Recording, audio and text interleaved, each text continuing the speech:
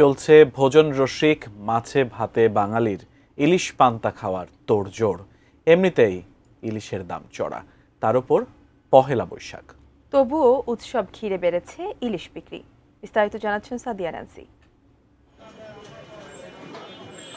চাষ করতে হয় না, নেই উৎপাদন খরচও, তবুও কয়েক বছর ধরেই নাগালের বাইরে ইলিশের দাম। আর পহেলা বৈশাখ এলেই তা যেন হয়ে যায় আরও বেশি ধরাছোঁয়ার বাইরে। যে ইলিশ যত বড় তার দর তত বেশি। খুচরা বাজারে ইচ্ছে মতোই হাঁকানো হচ্ছে দাম। বাজার ভেদে বড় আকারের প্রতি কেজি ইলিশ সর্বোচ্চ ৩৩০০ টাকায় গিয়ে ঠেকেছে। এতে পান্তার সঙ্গে ইলিশ খেতে উচ্চবিত্তরা শখ করে কিনলেও মধ্য ও নিম্ন আয়ের মানুষের পাতে ইলিশ তোলা দেয়। কাঠ ও পিভিসি ম্যাটেরিয়ালের সংমিশ্রণে তৈরি আধুনিক আরএফএল উডিডোর, কাঠের চেয়েও কঠোর।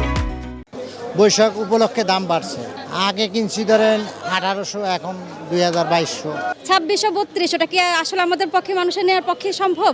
তাহলে তো এখন ইলিশ আমাদের স্বপ্নেই খেতে হবে, বাস্তবে না। পহেলা বৈশাখ ঘিরে তাই রাজধানীর বাজারগুলোতে বেড়েছে ইলিশের বেচাকেনা। বাজারেও আছে পর্যাপ্ত ইলিশ, সরবরাহ ভালো। তবুও বাজার ভেদে দামের এত তারতম্য কেন? কিনতাম 2000, এটা 2500 কিনে আমাদের যে কষ্টে যাতে 50টা এলানি 10টা ঠিক ঠেকাই পড়ে আনি। ঘাটে দিয়েছে আমাদের তাজা যে মাছটা, এই মাছটা কম পাওয়া যায়। এটা প্রিজার্ভ ছাড়া কাঁচা যেটা পদ্মার মাছ, ওটা আপনি 3000 টাকা লাগবে। তুলনামূলকভাবে হিমায়িত মাছের দাম কম, সংরক্ষণ করায় মেটানো যাচ্ছে ক্রেতা চাহিদা, তবে বিক্রি কম। পয়লা বৈশাখের যে আমদানি, এই আমদানি কোনো বাজার নাই। এই সকালে তো বলেছি কোনো মাছ বেচা কিনি নাই। বিক্রি চড়া দামে হলেও বাঙালি উদযাপন প্রিয়, তাই স্বাদ আর সাধ্য মিলিয়ে চেষ্টা।